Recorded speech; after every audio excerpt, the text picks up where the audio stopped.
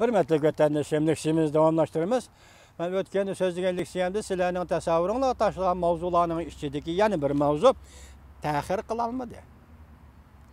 Taş çoğun şirket Cungo'dan okşaşlı bir vakt çekindi. Mavzulu haber 6. ayının 27. gün Cungo'ga nazar torbiyeti ilan kılın. Haber bundak başlar. 5. ayda yerli hakalla oturuğu çıkıp, öy imaret bazıları avatlaşıp gitti. Hangzhou'da yerli hakan, Şanghay'da yerli hakan, Beijing'de yerli hakan, Shenzhen'de yerli hakanla oturuğu çıkıp, kısa vakit içinde bazarga çıkıp hareket kılışka başlaganda, bazılar katlan bayqıdı ki, bulanın kaynıda devlet egeligideki şirketlerinin bayvetçileri var idi. Ulanın yeteklişi asılı Cungo'nun öy imaret bazarı dünya tarihi yaralgandan bir ki en çoğun kımarxanaga aylandı. Kasinoga aylandı. Yeniden oturuğa çıkan Beijing şehirdik 4 bayvetçi Wenda'nın oğlu Wang Xizong, Pan Shiqi'nin oğlu Pan Rui, Loli'nin şahzadesi Zhang Liang, bularning hammasi öy imaret hocayillerinin oğullarıydı.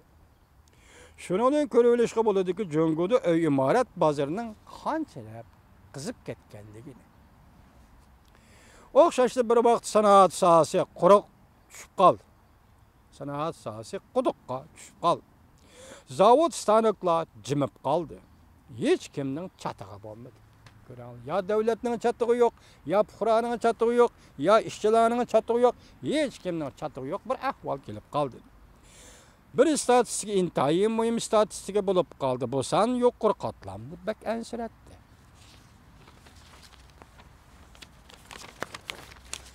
Yukarı katlandı, bek ensiretti. Bu digellik halk içinde köçmez mülki meblağ seliş süreti digellik. Demek halkın kolunda pul var mı yok? Bu pul köçmez mülk işletilendi yok. Meblağ kalıp salamdı yok degen mesele Cungo'nu çöçütüp kelivatkan bir meseleydi. Birinci pesilde köçmez mülkке meblağ selişten süreti ötken yılın ahırdaki 11%'in bırakla 5'te 2%'e düşüp kaldı. Demek köçmez mülkke meblağ seliş halk içinde. Yak ticaretçiler değil, ötken yılı 10% değil, bu muş yılın peslik yakin 5%'e düşüp kaldı. Yakından beri görülmegen bir ahvalga duch geldi. Növbetli kişiler meblağ salışga cüret kılalmadı ve meblağ saladigan fırsatını tapalmadı. Cungo'da hazır qo'lida pul var kişiler qaysi bir yerga meblağ salışga cüret kılalmadı ve meblağ saladigan fırsatını tapalmadı. Şunu fırsatını tapalmadı. Sonuçta Xitoycha eliberdim bunun tercümesini bilmegensizga şarip Qatarlıq şirketlerinin Yaponiya qaytib ketişiga ergişip, chet el şirketlerinin Cungo'dan çekinişi allaqachon başlangan edi. Qisqagina bir ay içinde yer şari bo'yicha eng dongli şirketler kollektiv holda Cungo'dan çekinish marşini davladı. Bir ay içinde. Philips şirketining Shenzhendagi zavodlar taqaldi. Xayr xo'sh, Shenzhen dedi, ketib qoldi. Jo'xayda qurilgan kuchor aloqa uskunalar zavodi taqaldi. Cungo'dan chiqib ketdi. Sujida yerim o'tkazgich radio shirkatining minglagan ishchilari ish tashladi.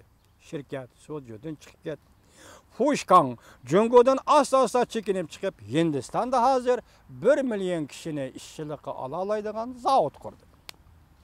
Xulası şu oldu ki, sanoat ishlab chiqarish afzalligi bo'lolmay qoldi. Afzallik o'zini bitirib turamay qoldi Cungo'da. Yerning bahosi o'rlab ketdi. Emgak kuchlari bahosi o'rlab ketdi. Boj elish eg'irlashib ketdi. Dasmiy selishning talablari o'rlab ketdi. Bozor taraydi. Raqobat texmi kaskinlashib ketdi. Malga baho chiqarish tuvallab ketdi. Malga kim baho qo'ydi tuvarga?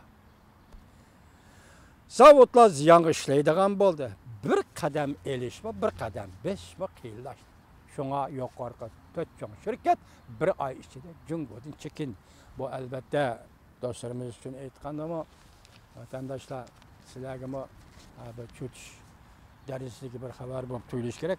Chunki Cungo'ning iqtisodiy asosiga chet el mablag'i va chet el şirketlerining mablag' selishi, shundaqla bu mablag' selib etilgan zavodlarning mal, tuvar mallarını chet ellarga eksport qilish bilan taraqqiy qilayotgan bir sanoat, bir ishlab chiqarish yoki bir iqtisodiy taraqqiyot edi.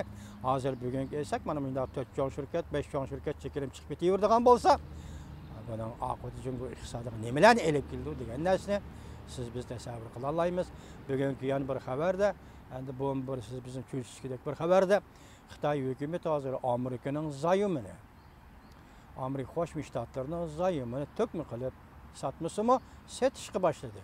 Bundaq aytganda Amerikadan zayim setib olishdan iborat bir tartibni san jihatdan muqimsizlik yoki qisqartirishga tushirib qo'ydi. Bu albatta nihoyatda og'ir bir hodisa. Chunki bu o'tirishki davlatlarning nima kelishimi va nima to'xtami va nima va'dalar va uni biz bilmaymiz. Lekin Xitoy nima uchun Amerikaning zayimini bugun bozorga chiqib sotadigan bo'lib qoldi? Mana bu masala siz bizni qiziqtirdi. Xudo bir kelar qatamliqlashimizni bu to'g'rida sizlarga to'xtalamiz.